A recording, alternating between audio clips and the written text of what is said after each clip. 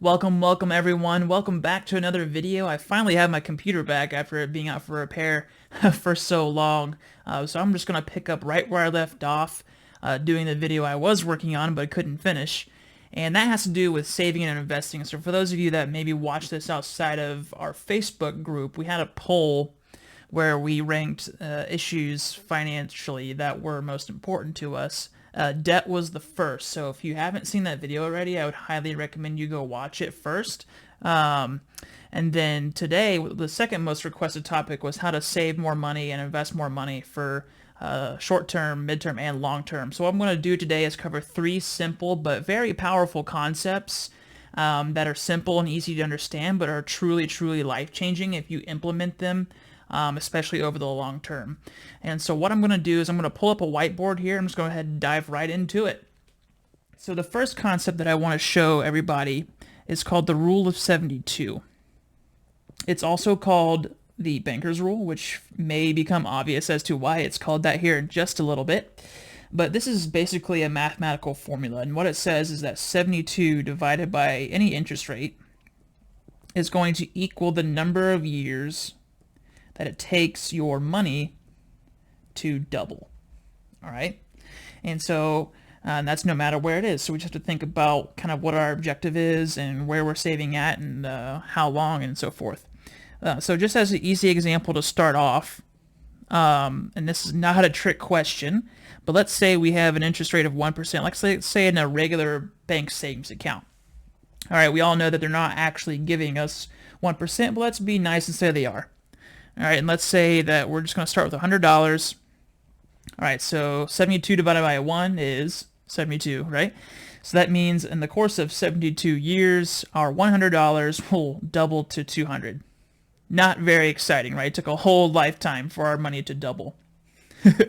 And so if you imagine that in a bank account, right, where the interest rates are like less than 0.5% nationally on the average, you can see how that would take a really long time to gain momentum. And what exactly does the bank do with all that money, right? When you put your money into a savings account and you're saving it, does it just sit there, or does the bank do something with it? They loan it out, right? They use credit cards, different types of loans, all sorts of different types of things. So while they're getting, 20% interest on a credit card, they're giving you a nice, 0.5% on your life savings. All right, so let's see if we can do better, right? Let's use the Rule of 72 to our advantage. Let's say that we're able to go somewhere where the interest rate was 12%. And people are probably going to think, that's really high. Where would you get that? That's unrealistic. But just bear with me for a second. Let's say the same $100, the same 72 years that we're starting with. And what is 72 divided by 12?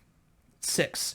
So that means every 6 years our money is going to double. So we've got 6, 12, 18, 24, 30, 36 in the middle. And then we've got another 5 doubling periods over here in between 72.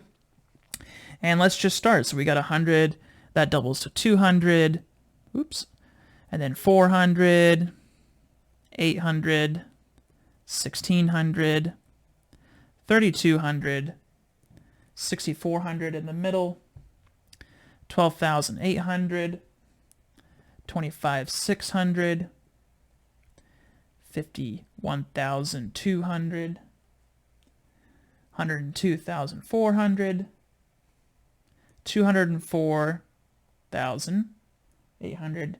At the very end, we are left with $409,600. Right? Oops, sorry there. Oh my goodness. Get out of here. Talk about a major difference, right? Kind of ran out of room there at the end, but you get the idea. So that was the same $100, the same 72-year period. The only difference was we changed where we were putting that money, able to use compound interest in our advantage and really make the Rule 72 work for us, right? And so for those of you that are maybe skeptical of how to get this type of, return or find funds that are doing that, that's what I'm going to start covering next. And before I move on, just think about this. It's kind of a little financial joke, I guess, but what type of candy do banks typically have in their lobbies? suckers, right? And what kind of suckers? Dum-dums. So I just I just keep that in mind, because again, what are banks doing with their money, right? They're giving you a very small percentage. Decades ago it was much, much better, but banks have decided, hey, we're going to give you a very tiny percentage on all the money you're leaving with us, and then we're going to turn around and charge you a crap ton of money and interest, whether it's on loans or credit cards. All right. So that was kind of like the concept of what you need to know to be able to utilize your money, as far as having it in the best place possible. But what about the how? So, okay, that's a great concept to know, but how do we actually do that? And that's where I'm going to talk about next, something called the cow story. All right. So the cow story is just an illustration of what's called dollar cost averaging. What that is systematic investing on a monthly basis. So let's say you're putting in $100 a month, and we're going to do that no matter what happens. So the market goes up, market goes down, doesn't matter. Every month we're just putting $100 away towards our savings goal. All right. And so in this example, what I'm going to do is, let's say you and I hypothetically are going to work together. I'm your investment advisor, and I'm asking you to commit to a 6-month program, $100 a month, no matter what happens. We agree on that, and so we're going to go ahead and start that. So we've got our 6 months, all right? Whoopsies. We've got our 6 months, and then let's say I'm going to write the price of cows, or I'm sorry, this is how much we're investing. So 100, 100, 100, 100, all the way down 6 times. And let's start. Okay, so let's say the first month, everything's normal. The price of a cow starts off at $100. Let's just say the price of each cow is $100, like the stock of a cow, right? We're investing in cows. Beef is a pretty common product, right? So cows. And let's say the second month, mad cow disease happens, and it's on a wide scale in North America, let's say, or maybe just the United States. So it tanks halfway down to $50 per cow, the stock price of a cow. All right. And let's say third month, it gets even worse and spreads all over North America. And so now we're down to $25 on that price of that stock. Okay, so at this point, how do you think most people are feeling? Right? Nervous, they're probably freaking out, right? What would a lot of people be doing at this time? They'd be pulling their money out of the stock, or out of the market, or out of the fund they're in, or whatever it is. Okay, but you and I agreed to a contract. I encourage you to stick with it. You trust me for a little bit longer, and we stick with it, okay? And so let's say that fourth month, it doesn't get any better. Mad cow disease is still rampant. At this point, you're probably blowing up my phone, and I'm too nervous to answer it, or I'm ignoring your calls. But we keep going, and in the fifth month, mad cow disease is secluded to Canada, right? So it's only in one area. So that price of cows goes back up to 50. And in the 6th month, celebrities are on TV endorsing beef. Everything's great again, and mad cow disease has subsided. All right, at this point, we're talking again, and you're probably furious with me, right? You're like, what the heck, Caleb? I trusted you with my money. The stock tanked. I want my money back. And I'm like, okay, that's fine. You can have your money back. But let's take a look at what actually happened first.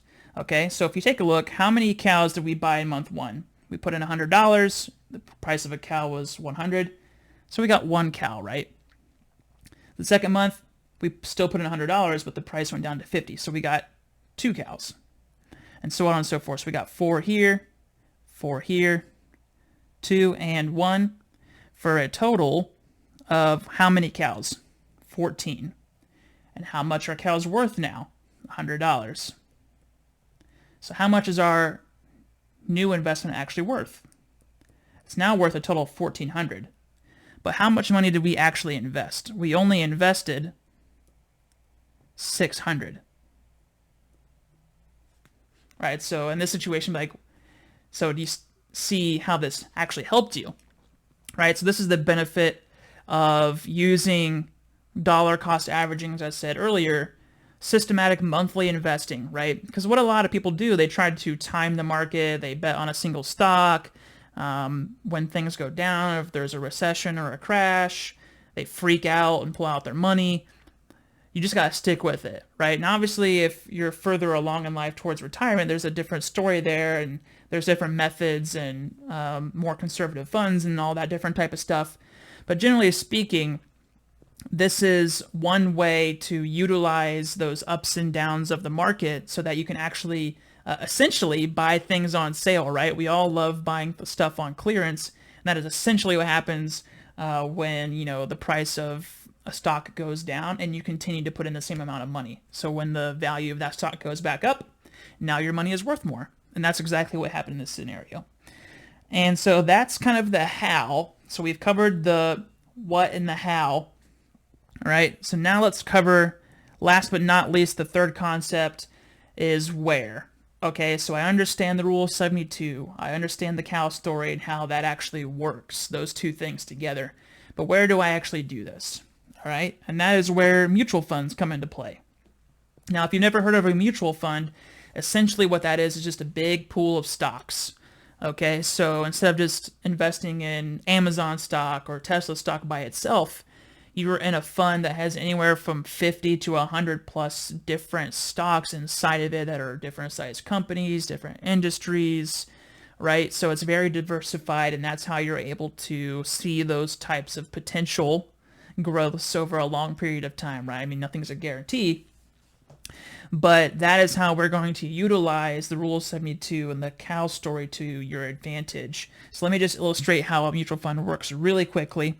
And we're going to use the example of a house. Okay, so let's say we have a house, and I am no artist, but hopefully this looks like a house. And let's just say it has one big window, right? Most people probably don't have one big old window, but you've seen kind of very nice big windows before. And let's just say that you are out mowing the lawn one day, you hit a rock, that's a rock, and it goes up and hits that window, and it just shatters it, okay? So now you have a huge window that's like half the size of your room that has now completely broken. Let's say it's a Sunday. Well, you can't wait to get that thing fixed because your whole house is exposed now. So now you got to get someone out there on a Sunday, so it's probably going to cost extra, right? You got to get this thing fixed as quickly as possible. That is a potentially very catastrophic situation, right? Both for your living situation and financially, right? That could be very bad, very bad. All right, but let's look at it this way. What if you had that same house and you had that same big old window, but instead of just one big window, you have many different panes inside of it? All right, so they're all separate, still one big window. Now I understand that's pretty ugly. No one would want a window that looks like that, but it'll work for this illustration. Same scenario, you're out mowing the lawn, and you hit a rock, and it goes up and hits the window, but this time it only breaks one pane, right? Now that's a much less devastating situation because, you know, you could cover that up and get someone out there at your convenience to fix it. You wouldn't have to rush it, right? Your living situation's not in jeopardy, and it'll be much less expensive financially, right? Okay, and so that is a mutual fund. That last window there with all those different panes, that's a mutual fund. The first window where it was just one big piece, that's a stock, right? So if one stock crashes and that's all you have, that's very dangerous. You have a lot of risk, just like that first house. But with a mutual fund, a collection, a pool of different stocks, a bunch of different panes in a window, for example, now that is much less devastating. You can recoup the difference and potentially not even notice it to begin with. All right, so those are the three concepts that I wanted to share with you all. Those, like I said, are pretty simple concepts, especially when you can see them visually like that, but they are truly so powerful. If you use those to your advantage and put those methods to use in your life, I promise you, you will see results, especially over a long period of time, right? That's what the importance of sticking with it is, and starting early if possible. And so if you would like further guidance or assistance in these areas, or you feel like you could do better, or maybe you want to know more information about all these concepts and how you can use them in your life, please reach out to me. My time is free. I do not charge for advice like most financial advisors. I'm happy to help. I love doing this stuff, and we will talk to you soon with another video.